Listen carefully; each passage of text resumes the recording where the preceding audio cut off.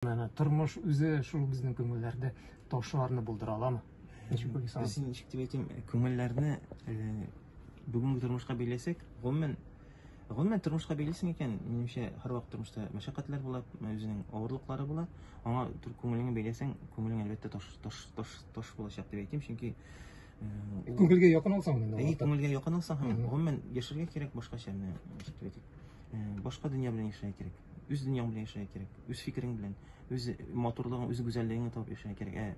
Ниндидер безгә теге яңалыклардан сөйләгәннәрне бөтенесе күңелебезгә алып яши башласаң, анда көн саен борчу, көн саен күңелсезлек, ансы инде бик табигый да. Дөрестән дә тышкы даирәдән эзләсәң, ул матурлык, әлбәттә тышта да бик матур күңел күзең генә түгел, маңгай күзең генә түгел, күңел күзең дә күрсә, ләкин инде иң кешенең тынычлыгы, матурлыгы аның инде эчендә, җанында дип әйтәләр юкка түгел. Ә син шул җаннан менә шушы шигырьләрне син шундан туамы? Әллә күбрәк тышкы даирәгә син әһәмият бирәсеңме? Әлбәттә, күбрәк күңел халәтенә әһәмият бирәм дип әйтер идем. Без инде тышкы булган хәлләргә карата ниндидер фикеребезне белдерергә тырышабыз, Аллага шөкер.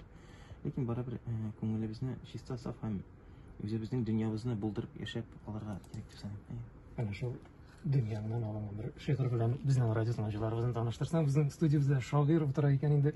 Рәхмәт әйтәм. Инде хәзер безнең иң актуаль проблемабызның берсе ул да булса тел. Шуңа күрә туган тел дигән шигырь укыйм әле. Йөрәктә яралган һәр сүзне инҗедәй күкләргә тезәсең.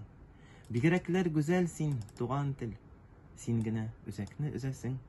Өзелеп сагындым мин сине, дөньяны кылачлап гизгәндә, син генә туган тел, нур булып туласың йөзләргә.